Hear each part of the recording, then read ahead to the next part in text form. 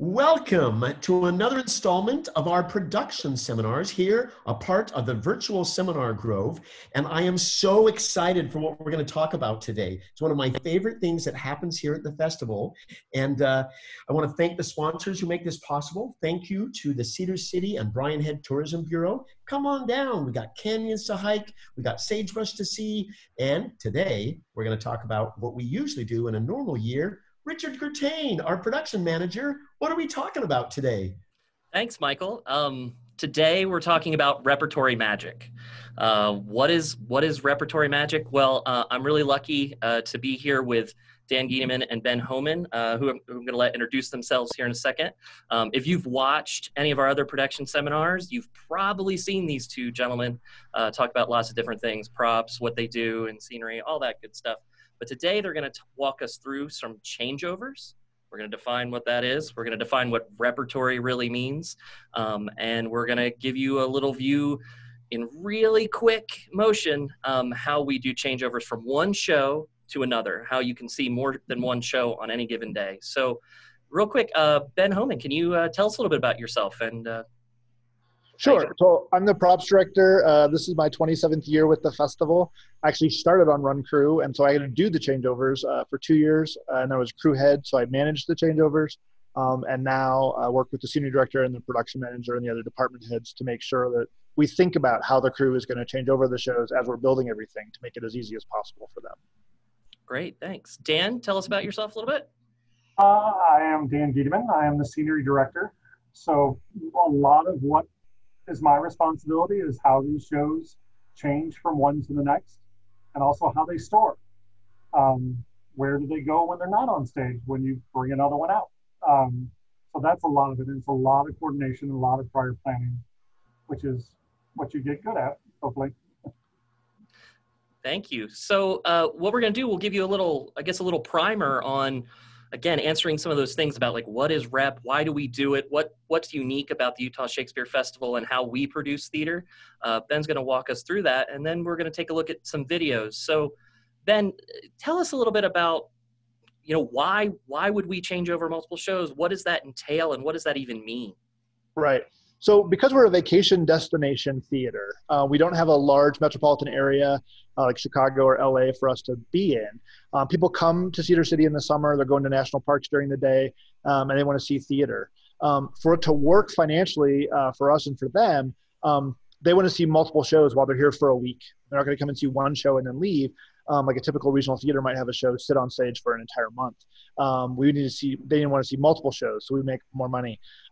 So we do what we call rotating rep. A lot of theaters still do repertory, like the Muni in St. Louis, where the actors may be in multiple shows, but they do one show for a week, take it down, put up a different show, do that show for a week, etc.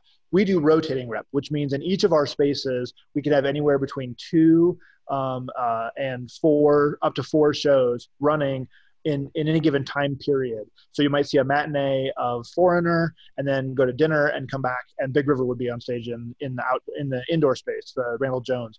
Or outdoors, we may have Henry VI one day, and the next day you would see a production of Merry Wives of Windsor. And so we actually change over the shows, and the actors are in multiple shows, the crews run multiple shows, but we have to sort of change over in between those shows so that the scenery and the costumes and the props and stuff work for each of those given shows. So because we're a vacation destination theater, we have to sort of have that rotating rep model. So when you come down, you can see multiple shows and make the most of your vacation. And we can offer you the most opportunities to see different productions. Got it. Thank you. So just one other sort of follow-up question. Now, does that happen in all the different theaters? Like how is it sort of different from one place to another in our different venues? Right. In the outdoor space in the Ingolstadt, we have sort of a base set. So there's a balcony level and walls that are permanent. And so generally smaller pieces change up between the shows out there, but visually each show sort of has the distinct flavor that the designer works on.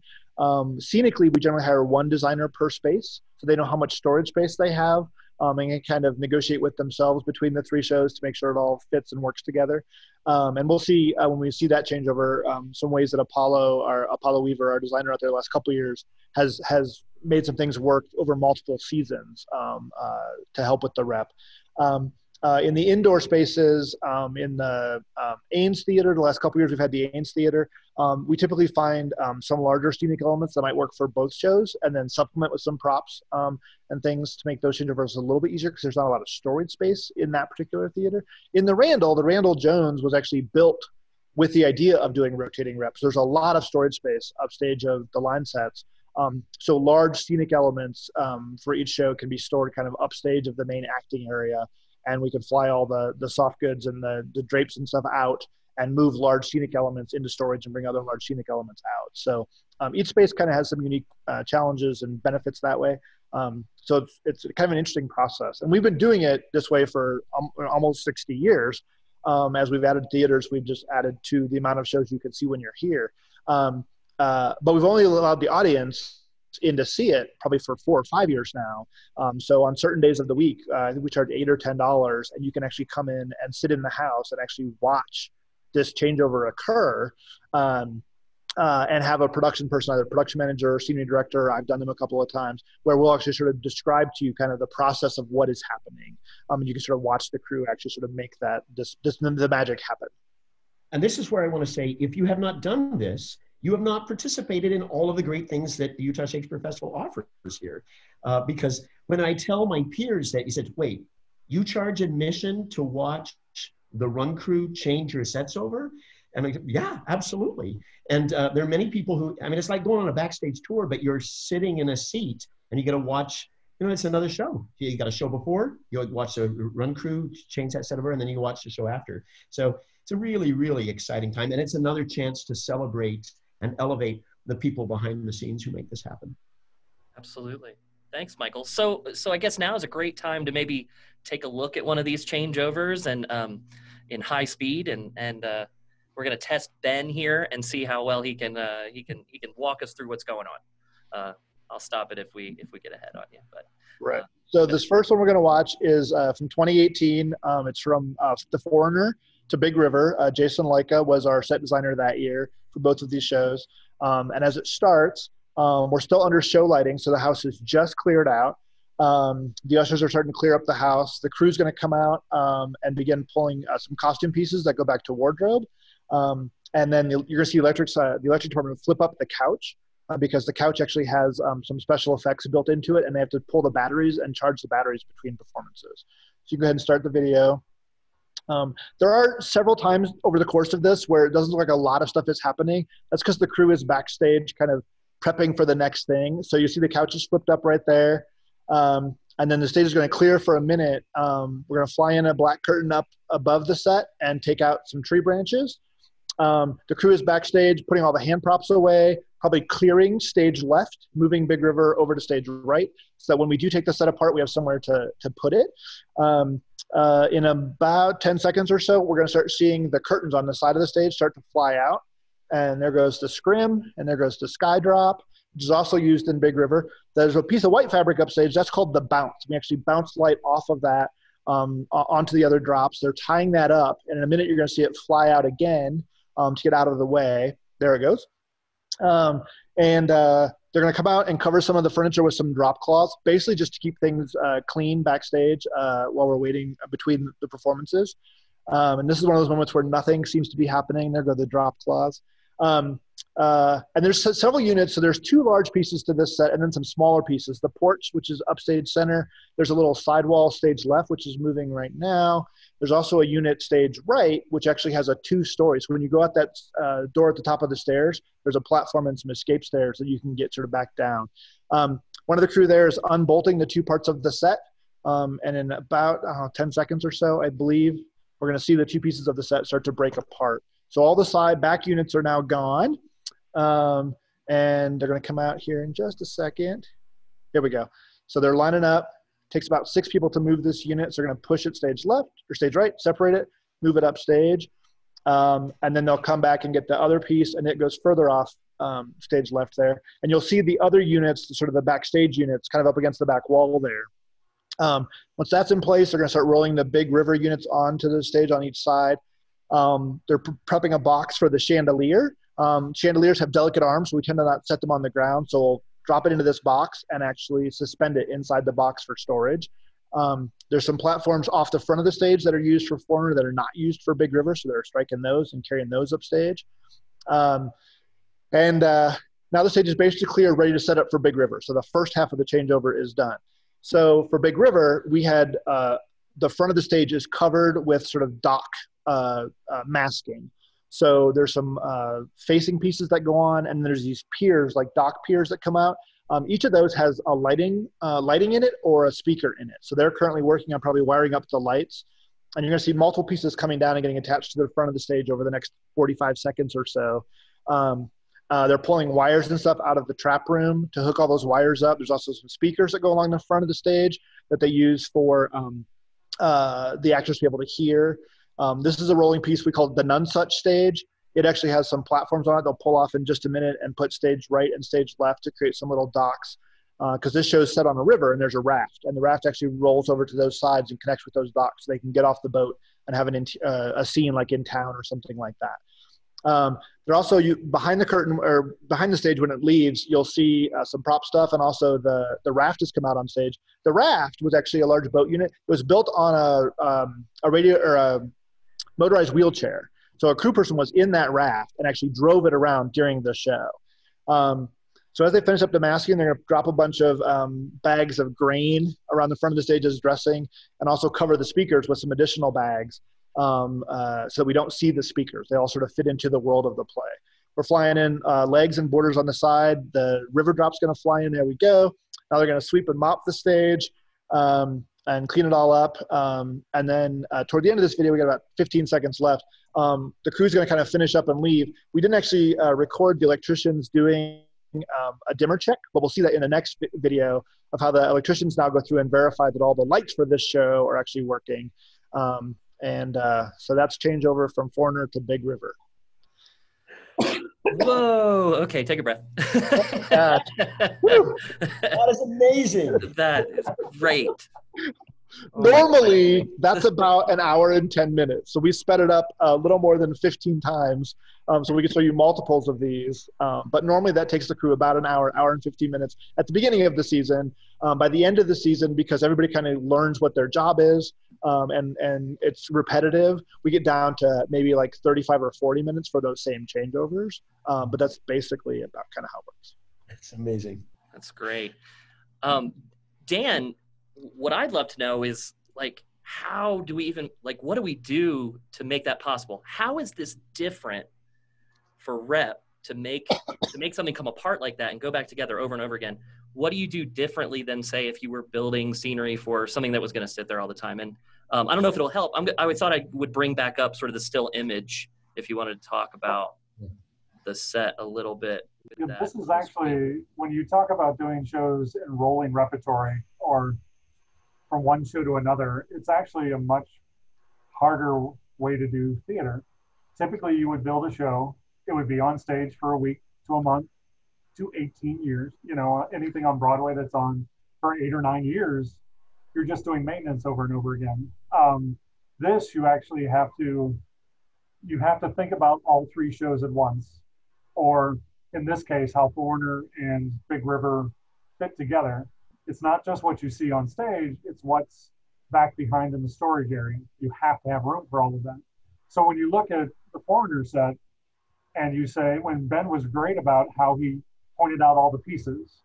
So if you're looking at your screen right now on the right-hand side, which is stage left, there's a little hallway. That is on a wagon. So it's on wheels and a little platform that you just roll off separate. Where you see all out the front door where all the flowers and stuff are, that's a completely different unit. So that's some of what you do to begin with. It's like you get the original design and you go, okay, how do we take this apart? What could all the pieces be? Where are the natural places to split the set apart that it makes sense? Because you're never really going to get rid of those seams.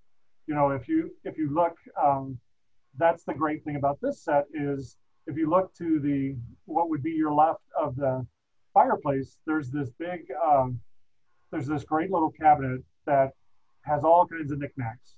Well, just onto the upstage side of that, or the right-hand side of that, is where the seam is.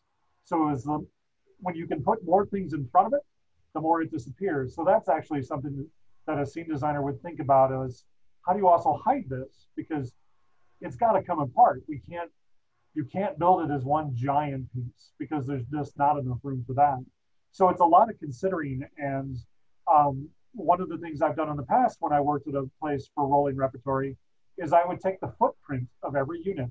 So you take what the main two pieces of the stage are, what the outside, what the porch is, what the stage right balcony unit is, and you take little footprints of those. And you put them, you take a big drawing of the theater itself, and you take little push pins, and you just move things around and trying to figure out what fits where. And that's a lot of what is important. Between these two shows, you can, like this one has to have its walls, it has to have a lot of structure to it, but you notice it doesn't have a ceiling. So instead of that, you look kind of through the walls and you see that lovely backdrop, and then you see the trees with moss and stuff in them, or the trees with the leaves hanging off of. That's a great way just to show to give you more of a feel of where you are without having a true ceiling, because they can't light through it. So we in theater tend to pull some of those things away, but it's that suspension of disbelief. I know there's a ceiling that's supposed to be there, but it's okay because look what I can see behind it. You see more, you can see the beautiful sunsets that a lighting designer would create. But it's a lot of what are the pieces and parts and where do they need to go safely? That's probably the biggest thing. You saw in the middle of it where Ben talked about bringing down the chandelier. Those 4 people put on hard hats. So anything that's up above, if they're working above you, you wear a hard hat so they don't drop a wrench or a screw or anything on your head. So how to move these safely is a big deal. I think a couple of years ago, the crew started doing exercises before every changeover. They would all get together and they would do some stretching, basic stretching, because that's where you're going to get hurt, is if you're not limber and you have to bend over and push this giant unit, you can really hurt yourself. So a lot of that is some of the stuff that we think of. And with this one, you see all the lights that are on the walls. Those are called practicals, or what we refer to as practicals. Those all have to be unplugged. All the cables have to move away first before you can roll anything upstage, because you can't roll over their cables. And like Ben said, with the special effects in the couch, that has to be considered. Where do you drill the hole? Where does the cable run? Because you can't make a trip hazard for the actors. They pass behind that couch. So all of those little things, and how do we do that and keep it in the repertory? How can we do that and be able to move it 58 times? Or if the show's in through October, it could be if it has an 80 show run, it's got to move more than 100 times. So it's a lot of, one of the great phrases I know is, prior planning prevents piss poor performance. The more you plan, the better this will work. One of the things that we'll see, if they have quick changes and things like that, where are the costumes? Ben mentioned some of the costumes moving back and forth. So it's not just the scenery people and the prop people that are moving all this. The electricians who are dealing with stuff down front, all the costumers, the wardrobe crew is what we refer to them as. They are taking all the costumes, finding all the costumes. Like if an actor takes a jacket off and hangs it on a hook, but they need to wear it when they come on stage, when they first make that entrance, wardrobe has to track that down, get it, put it back where it belongs in the dressing room or backstage where it's preset and ready to go for the actors. So there's a lot of coordination that way. It's not just what you're seeing on stage. Wardrobe is doing things, lighting and sound are doing things at the exact same time, whether you can see them or not. So just going to jump ahead real quick, just so we can kind of contrast those two sets. How is the Big River set different, or what does it help us or do, or is there considerations about how this was approached, both in engineering and design, contrasting the Foreigner set? Well, Foreigner is kind of a big structure and it can hold itself together. What you're seeing upstage are two units that they climb up to the second level, so they have to be sturdy. So there has to be a large enough base for them not to rock around. They have to be either pinned So you have to put a pin in them to the ground to make sure they don't wiggle. And also the actors know how much they wiggle because we've done rehearsals for that. So they know what to expect when they climb something. I think the 2 units upstage actually track on and off stage. So Yep. there's a groove in the floor and kind of what we refer to as a knife that goes into that groove as a guide. So they just move left and right in a straight line in the same way every time. One of the things that stage management is in charge of is where everything goes. They do what's referred to spiking the set or spiking furniture. They actually put tape and put a piece of tape on the floor. This is exactly where this piece goes every single time. A lot of that is for the actor because you can get really screwed up if your chair's not there and you're supposed to spend the entire scene sitting in a chair. But it's a consistency thing, and stage management helps guide that. The thing that's really cool about this is the raft, that it was drivable. Right now, it's actually, there's a set of boxes up there. That's actually what hides the operator. So she'll get in that, sit in a little tiny chair. I think she was half reclined and had the little control for the wheelchair and just rolled it around stage. But that technician had to have rehearsal time because they had to hit their marks every time as well. As Ben said, that the raft would float downstage and dock at one of the left or right dock areas, the little platform areas. Well, they have to get that right every time, or it ruins the moment for the audience because, oh, well, now they just jumped in the river and tried to get over there if they miss it. So there's a lot of practical things like that. A big drop like this with the sun, and Ben mentioned the white bounce behind it for lighting, it looks just beautiful because you can do so much with it. And it tells you where you are, and you can do daylight scenes and nighttime scenes with just a change of color in the lighting. One of the things that I think Ben mentioned was the piers, the little pole or the posts down stage were actually standable or sittable is what we refer to. So they have to be actor safe. They have to stand on it. They have to be constructed in a way that an actor can stand or sit on them safely and not shake around. So that was a big consideration. I actually worked on the covers for the speakers that had to look like the bags that are around the front of the stage.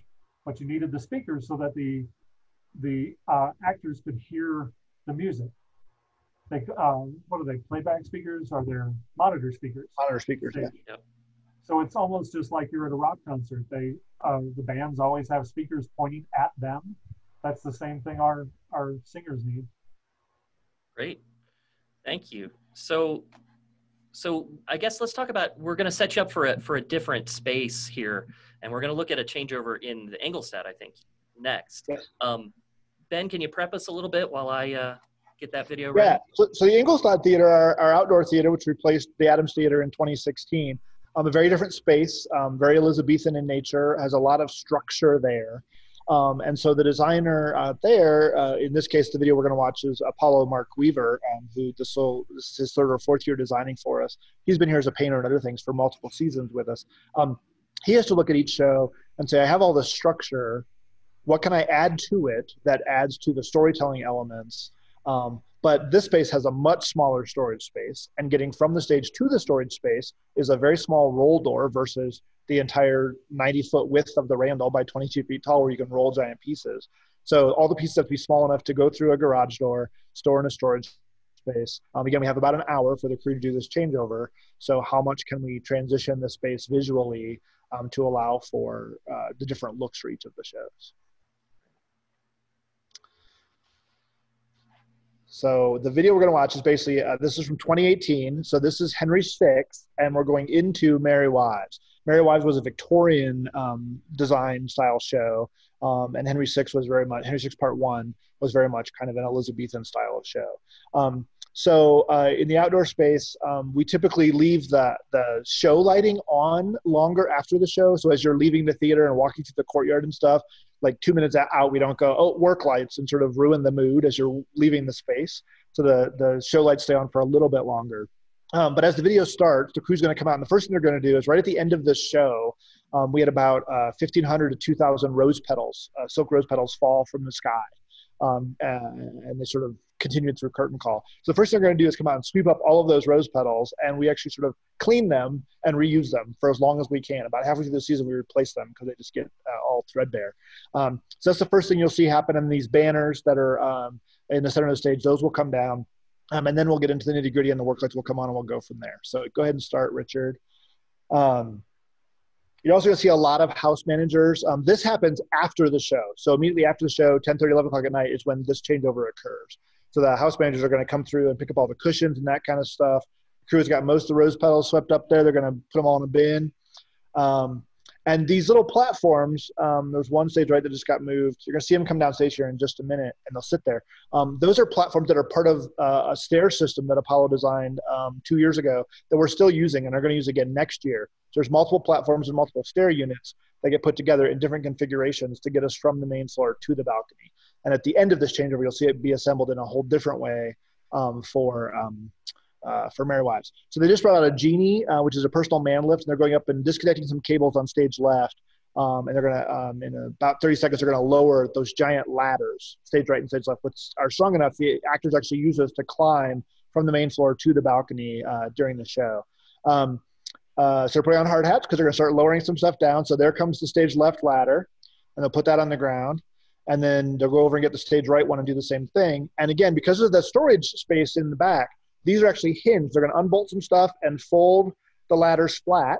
And then they'll put both of them, stack them both on a rolling cart, and then roll that whole unit into storage. Electricians, here we go. Here's a dimmer check. So electricians have changed over gels and things between the two shows, and they're now flashing through all the different lights in the theater to make sure that everyone is the right color, the right pattern, and it's focused in the right spot on the stage. Once they're finished, they kind of go away. Those are the platforms I was talking about that are part of the stairs. So they're doing some more dimmer check there. These white units are part of the roofline pieces that are going to be used for Merry Wives. And so in a minute, they're going to bring out some sawhorses stage right there and assemble those. And you notice there's crew doing that. There's crew upstairs taking down the walls from Henry VI and taking those off stage. So everybody knows what their job is, what the next step is, and they're just sort of following. That's all planned out with the crew heads early on in the build process. And then the crew just learns it over time and knows what's going on. So there goes some more walls upstairs. Here goes the first roof line going up on stage right. Same thing will happen on stage left. There comes the other one. They're going to assemble that. Once those are both up, they then put the railings back in upstairs. The little weird knots that you see on the stage right one, a railing actually cuts right through there to help support that during the performance. So the stage left one is going to go up right there. And then the crew's going to split up. The inner below is the area below the balcony right in the center. They're going to start taking that apart. So there goes the header, and the walls will start to come down and get hauled off. Again, all this has to fit in a storage room. So we have to plan how all the pieces go in there, what order they go in, are they used in multiple shows, those kinds of things. So most of the inner below is cleared now. So they're going to start assembling the stairs, which will go stage left. And they're also putting in these Victorian-looking door units, one stage right. They're starting on the upstairs arch unit, which will have some curtains and some little side panels. Some greenery just went in on stage right. Those are actually a big fabric net that all the greenery is attached to, and it's like hangs on the railing. And there'll be another one that comes out and goes on stage left here in a few minutes. They're putting the rest of the stair unit together, bolting it all together, making sure it's structural for the actors. Then they're going to come out and they're going to face that. So those platforms of that stair unit were actually used in Henry, and now we're doing a different configuration for Merry Wives. The crew's also installing what we call insert panels across the back walls. There's little sections of the Elizabethan architecture, and we'll often do decorative panels that go in each of those spaces to create a visual look. So this was a painting of the Mississippi River with a steamboat going down it. And in a little bit, they'll add panels upstairs as well that are kind of the sky of that same image that Apollo designed. They're installing some posts and some decorative elements in the inner below, again, to give us more of a Victorian look. So that little arch unit will go up there to sort of finish that look. There go the panels upstairs. See how the crew's just well-oiled machine? Everybody knows their job. There's ladders flying all over the place. Now here comes the facing on the stairs. Totally changes the look of the stairs. And then you see that big hole, the square hole in the middle. In a couple seconds, they're going to roll out a fireplace unit and stick it in that hole. And it actually pivots. So one side is a flat panel. Once it's locked in place, fireplace, flat panel, they can spin that around. And then because we do this at night after the show, the weather could come in overnight or in the morning. So we tarp the stage, and the tarp will go over the tow rail before they leave. And if any weather happens, the water will not get on the set. And when they come in the next day to like mop and sweep the stage, they'll take that tarp down, fold it up, put it in storage, do the show. After the changeover, they put the tarp back up. Good job. I'm tired. I'm tired listening. Just watching. It's thrilling though. I mean, it's production play-by-play, man. The first couple of times it doesn't quite go. By the end of the season, they've got it down. Yeah. As Ben said, some of the difference between the two theaters is when you're in the Ingolstadt or we used to use the Adams Theater is you're building pieces. You're not building walls and entire rooms because the theater itself gives you walls. It gives you a second level. So you're building staircases that move in. Apollo Weaver, who has been ingenious with that staircase. We can use that. We're going to use that in the 2020 season. That was going to be an integral part of multiple shows. So it's something that can be used and redressed. That's really important for stock scenery, which saves us money. If you can use something that can be, slightly altered from year to year, that's a lot of savings. Some of the things that you saw with when they changed over with the large archways that formed the roof pieces, the white arches with the windows underneath, those were raised by a chain motor. Chain motor is an industrial chain lift that the rest of the world uses to. You can lift an engine out of a car. They're used a lot with more like venues that bring in concerts and things like that. They would use those to raise their grids and hang all their trusses to hang all the lights on and stuff. So you can use that here, and it's also to get a piece to keep that shape and that structure, and to be safe, you have to build the base structure is out of steel, and then you build the molding off of that. Well, anytime you start with steel, it starts to get heavier. So the safest way to do that is to attach it to a chain motor and raise it up as they did. And most of the weight was off of that because they sat it on the balcony. That's some of the important things to consider. Another thing that's really important is nuts and bolts. You don't tend to put screws into things because you put a screw in the same hole after 34 times, the hole's a lot bigger than it was before. So we tend to bolt things a lot. So the bolts actually are part of the painting. They have to be painted in a particular way so you don't see them, because you have to go through the front face of something, or the front face of a piece, and you don't want to see the bolt necessarily. Now, if you really look, which is sort of the bad thing with a technical director or senior director, is when we go to theater, that's the stuff we notice. How did they move it around? Ooh, what can I learn from this? Most of the time you have a really hard time enjoying theater because you're picking it apart, because that's kind of how we're trained technically. But one of the things with the first show where they had the two staircases, the ship sliders on the sides, when they brought those down and folded those in half, they unbolted them and folded together. That's one of the things you have to be smart about, or inventive. How can we make this smaller? This is huge. It's going to take up a lot of space, and it still does, but not as much if it wouldn't have folded together. And you can actually put other things on top of that as well. One of the things that you saw is they never really carried things out. Everything was on wheels. If you've ever worked with union stagehands, never carry what you can push. So you spend some money and make some really nice carts, and away they go, because it's actually safer to move it that way. Because if you're carrying it by hand, you can drop it, but if you can put it on a cart and roll it out, it helps with the repertory, and it helps keeping the condition over and over. One of the things I forgot to point out when we were back in the other show with Big River, there was actually little cups of paint downstage on one of the posts. They do touch up a lot because things happen, and a bolt can scratch things, or you hit something as you're raising it and it'll ding part of the scenery. Well, every day and every changeover they check and they do paint touch-ups. So they paint all the little scuffs and the marks and things like that. And they do that to the floor as well. When you do a show where they're all in big black boots make a lot of scrapes on a floor. And you take a tennis ball and you put it on a stick and you scrub those scuff marks off the floor. So that's something they would do for every show.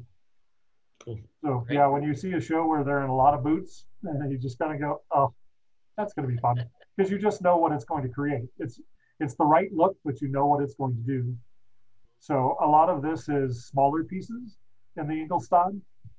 So it's in many ways much more creative, because you have, especially if you're doing a show that jumps scene to scene, like we were scheduled to do Pericles on the 2020 season. It goes to 15 different locations. How do you do that as quickly and succinctly as you can?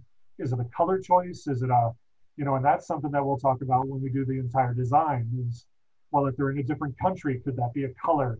What type of tapestry would be to change the location so that the audience can get an idea really quickly of this is where we are. And that's kind of what you're doing here is it's a lot of suspension of disbelief. The shape of the doorways and those archways that they put in really just kind of lend you into that world. And it's more little pieces of things, not giant walls and stuff like that. So it needs to be much more particular and much more succinct in the design choices. So, yeah. Wonderful. We've got some questions coming into the queue, but before we get to them, feel free, if you have any questions about changeovers or repertory, you can ask them through Facebook, and we'll get to those shortly. Go ahead, Richard. Great. Let's take a chance here and let's watch the last video we have. Ben, are you rested? Are you ready? Yeah, I'm ready. Right. So this is 2019. This is Hamlet to Joseph and the Amazing Technicolor Dreamcoat. This was again Jason designed for us again this year in the Randall Jones. As the video is going to start, the house is already clear, and the crew, there's 2 crew members on stage, and they're emptying a downstage water trough. So we had a trough in the floor. They opened a trap lid, and there was water inside that they used for the Ophelia drowning, and also Hamlet used it at one point to wash his hands. We have to get all that water out of there before we move the platform, otherwise it'll slosh out all over the stage floor and be a huge problem for us to clean up later. So go ahead and hit play, and we'll see how this goes. There's also snowdrifts downstage. They're going to disconnect those.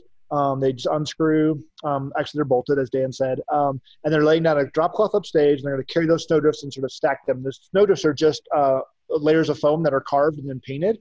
So they protect those. Then they're disconnecting the grave trap from the stage. We're going to start flying out things upstage, the bounce, the arch, the window wall is going to go away. There you go.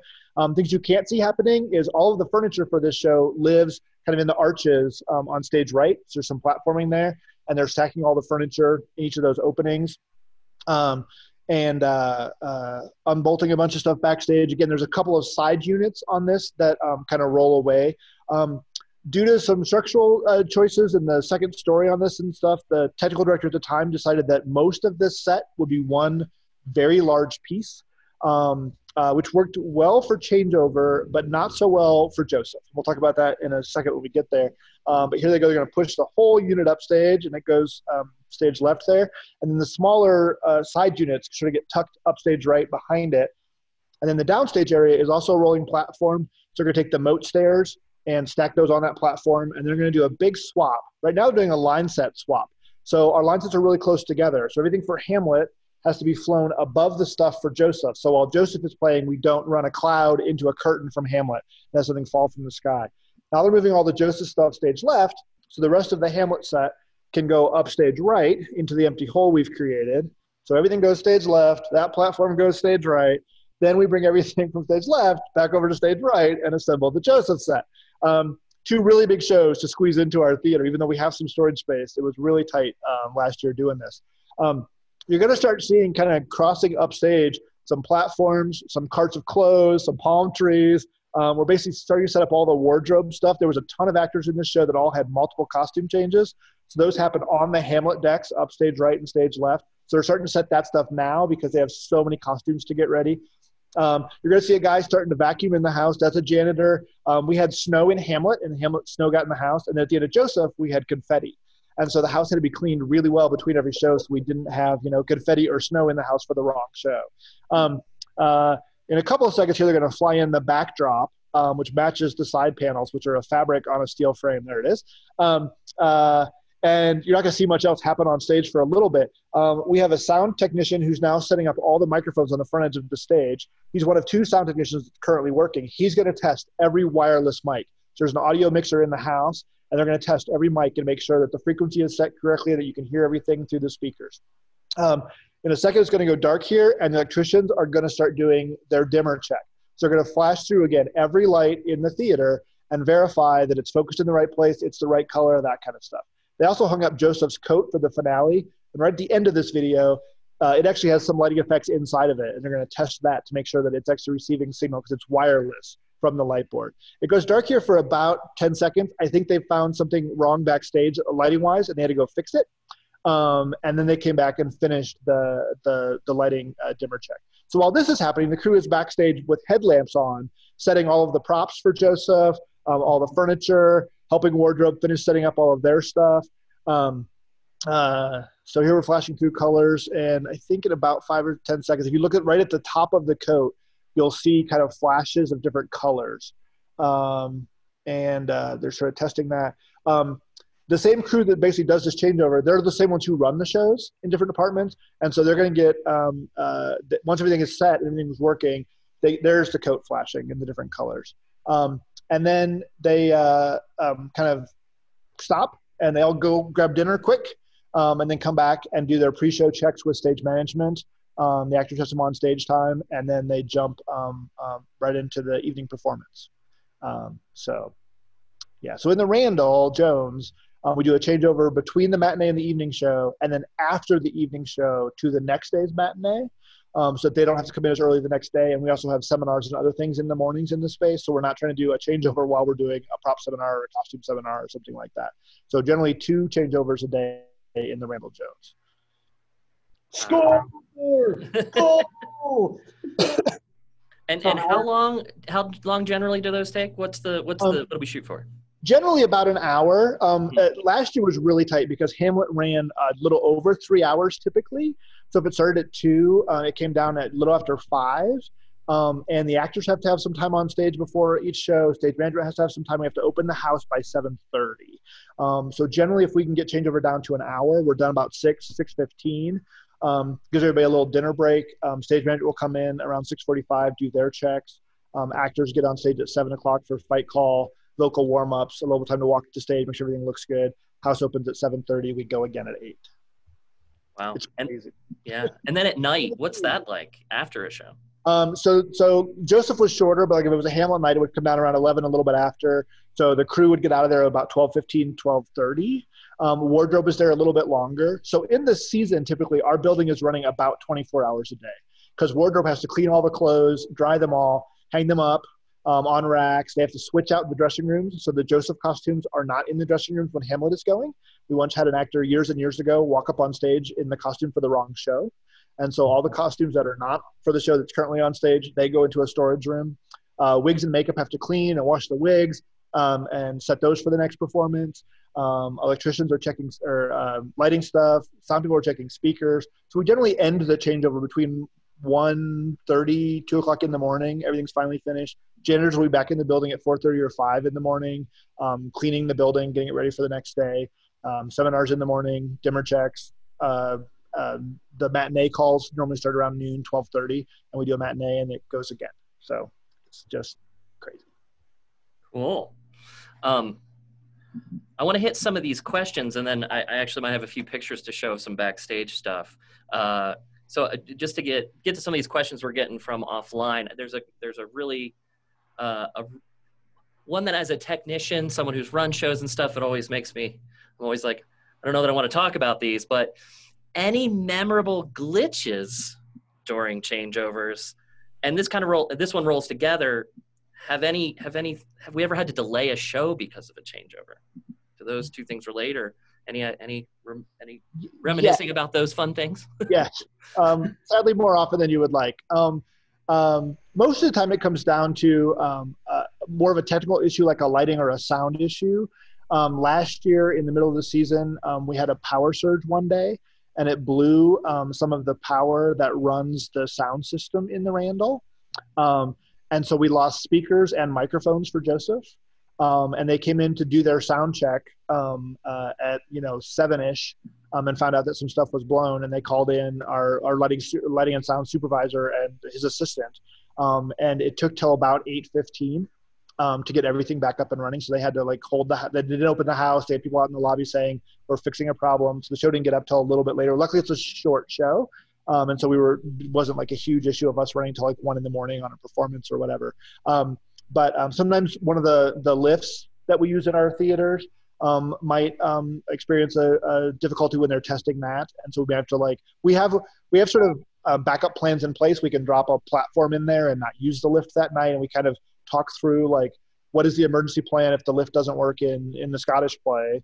How do we get that stuff on stage? And so we have a backup plan if it happens, but you may not find that out until, right before the house is going to open that it's not working. And so you got to take the time to drop the plug in and move all the stuff around to allow the backup plan to happen for the show. In my memory of 27 years here, we have never canceled a performance due to a technical issue. We've always found a way to kind of around it. It may take 20 minutes or 30 minutes to get it all set up or whatever. Kind of like when we used to have to do rain stage and move everything inside. The audience is kind of with you on those particular instances because they know, there was a problem, and they managed to work through it and still get the performance to happen. So that's kind of the difference of live theater. We don't get a second take. We got to kind of make it happen, and all those ticket holders want the show to occur. So yes, there's quite a few times when there's little glitches, but we tend to find ways we talk about them early in the process. Okay, what are the things that could fail here, and how do we mitigate those so we can still have a performance? Cool. Dan, any remembrance, either from here or from other places you've done rep as well, right? Some is just when things fall through cracks, as they always do. Somebody doesn't notice that a prop is broken or damaged. I remember we did Fiddler on the Roof a number of years ago, and all of the props crew was out doing, everything would happen magically, all the flags would be hung. It was during the preview magic.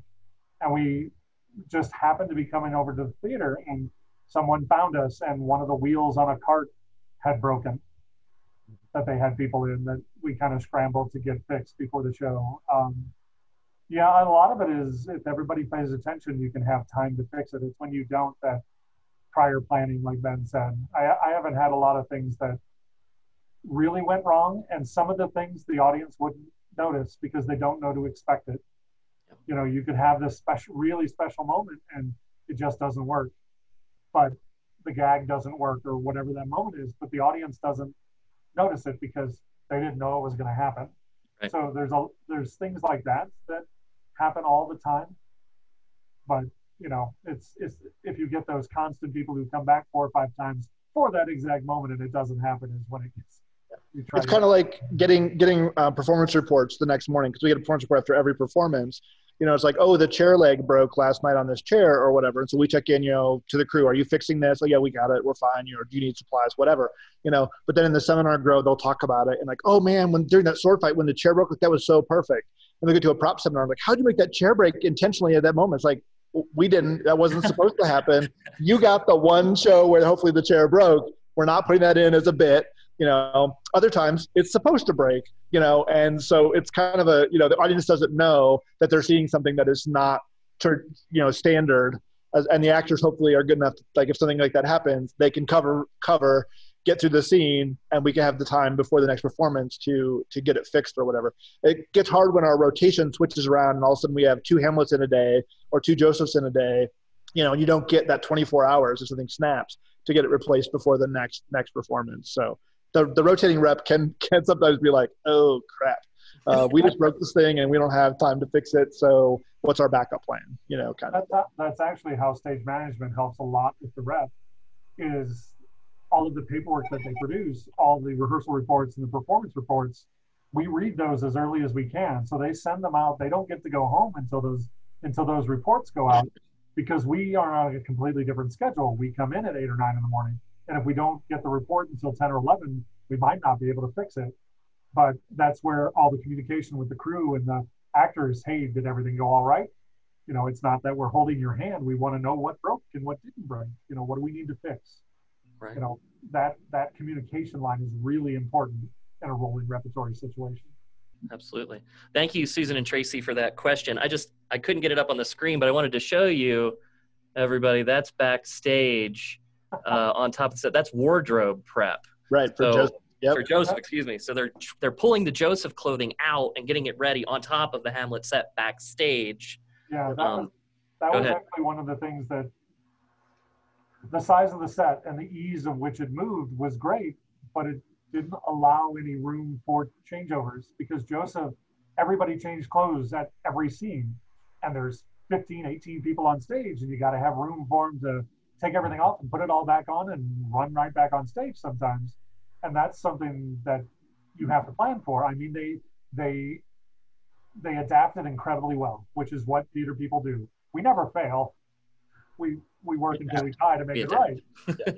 But you know, that's part of our curse, is that we've never failed. We find a way, and it's a lot of people are, you know, you get really open to that. But those are some of the questions that you should ask early. How many is this a show with quick changes? Where do you need the quick changes to be? I want to plan that out now, because then when I'm thinking about how it stores and where it goes and how it breaks apart, if I don't allow for enough room for that, then what do you do? Because costumes is the last thing you add, and you know, you only have like three more rehearsals before you open. So if you haven't planned for it, it can get a little rough, and you make it work, and they find a way. But they were doing changeovers on a rake on a slanted stage. You drop it down a piece of carpet, and away you go.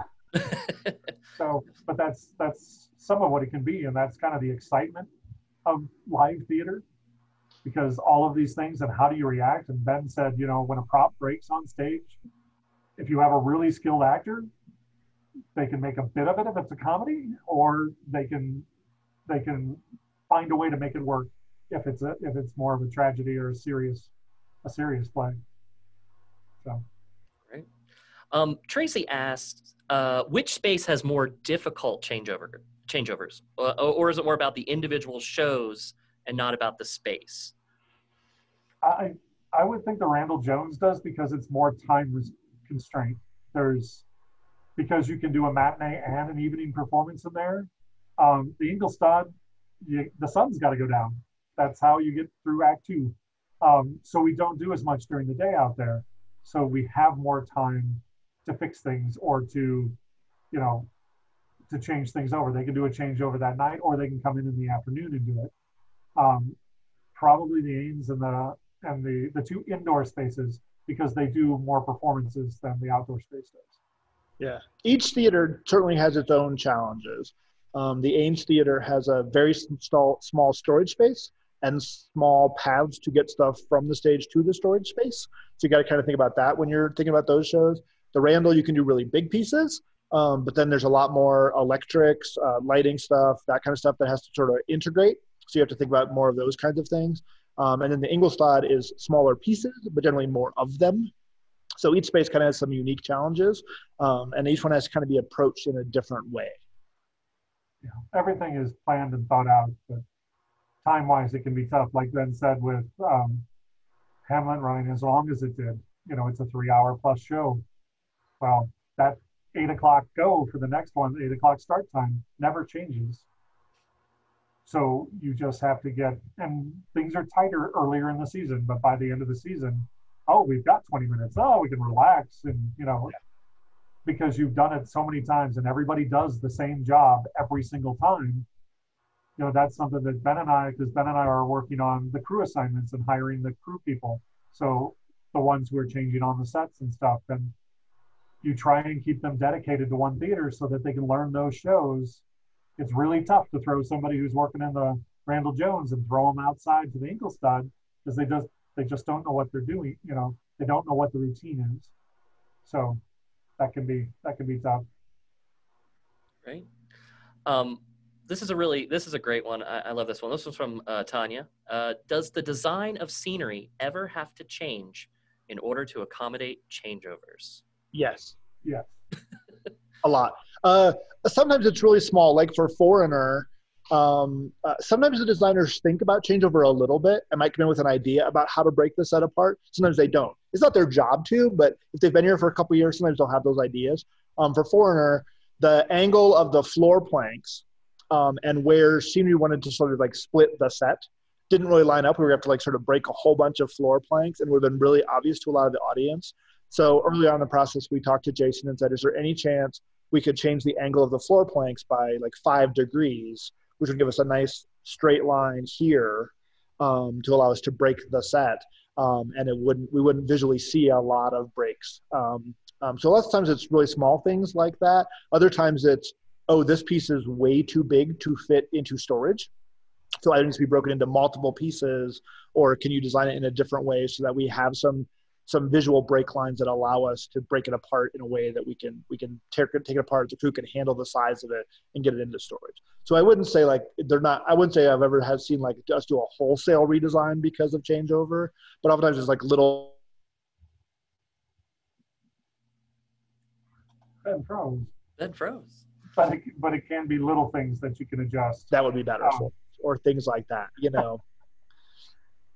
You froze for a second there. It was kind of Oh, sorry. I have my internet connection is unstable. It just told me. So like I know like when we did Les Mis, I believe Joe Winarski designed the towers at like 23 feet, and to get underneath our RP screen when it's flown all the way out, we need like 22'6". So like Joe can make the towers just a little bit shorter, so we don't have to like lift the RP up every time we do changeover. You know, those kind of like little things we'll often go back to designers with. But I've never seen us do like a wholesale, like we need to redesign this whole unit because we can't change it over. Certainly not. It's certainly not based on what the changeover is. Usually when they're changing sizes of units, it's based on budget, how much money we have to pay to buy for all the materials. But there is a lot of thinking when, certainly for the scenery director, technical directors, how does this come apart? How is this going to move? Where is this going to store? Is really important. What size hardware you use, so that the crew people only have to have one size set of wrenches. You know, we only use 5/16 hardware so that we only have to have 1/2-inch wrenches on us. Or, you know, would this be better if it were bolted, or could it, you know, could you slot these two things together? What type of casters? The one fancy thing about the Hamlet set is they bought what's referred to as tri-swivel casters. So it's 3 casters on a rotating plate, so that they also refer to it as a zero throw. So when you move the casters are wheels on bottoms of things. You have to turn them around. You have to break what's called breaking them. So if it's a regular 1 swivel caster, it has to turn itself around. Well, the tri-swivels don't have to turn themselves around, so they move much easier. And they also have higher weight capacities, but they're also more expensive. So that was something they did for a capital purchase. And it worked incredibly well on this set because it moved really well with 7 to 8 people.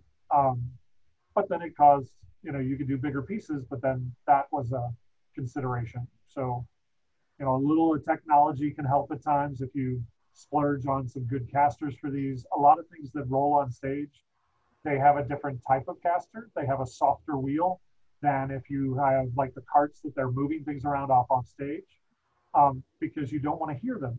So there's the caster people, the people who have jobs that do that, love theater because there's so many different things. It's so cool. You need to do what? Oh, let me think about it. I'll let me call you back. And they get really excited. Like Michael Barr does everything he does. There are people who deal with casters and they are so excited about how they can help and how their casters can work. And it's a lot of fun actually. And trying to think of that is really the creative part of the scenery director or the technical directors. But you have to consider everyone else. How does that move? Where does wardrobe need to be? You know, oh, can we hang a hook here because we need to hang this coat during this changeover? Or, you know, so there's a lot of little things that kind of come out through the rehearsal process and the technical rehearsal process. And when you get to the dress rehearsals, it would be really great if we could put a hook here or a table here. You know, there's a lot of things to consider all the way through the process. And the more that the directors talk, the more that's smoothed out and ready to go. And we've been doing this. I mean, Ben has been here for 25 years and started his crew. Knowing what it is to be a crew member is really important in our position. You know, it's too heavy. I have to move this 99 times. Could we put wheels on it? That'd be great if I don't have to pick this up. You know, it's those kind of things that your background and your experience speak to very well. And we also talk to each other quite a bit. Lighting needs to put this here. Okay, what does that mean? I have to build something a little differently, or, you know, it's that kind of consideration. So all of that kind of works into what we do. Great. Well, we're just about, believe it or not, we've come up on our hour here, and I just want to see if we had any last thoughts. Ben, anything about rep that you want to say? Well, it is the most interesting, challenging, at times frustrating part of the job, because it's not just about making the things pretty for the actors and for the show. It's about, how do I make this survive for 4 months with the show and the crew and the changeovers and everything else. So it's a whole nother level of thought process that goes in from day one, which makes the job really interesting and fun, and then at times just hair pulling. But one of the reasons I love working here is that additional part of the rep and getting to do multiple shows, you know, at the same time. Dan, how about you? Any last thoughts? Well, being able to do rolling repertory takes a different mindset. You know, when you teach at a school or you're doing a regular repertory, one of the standard repertory theaters, you're really only working on one thing at a time, and you're only building usually one, maybe two shows at a time if you have multiple theaters. Well, here we build 6 shows, 9 shows if you count green shows, and other things. So 9 to 10 productions at the exact same time. So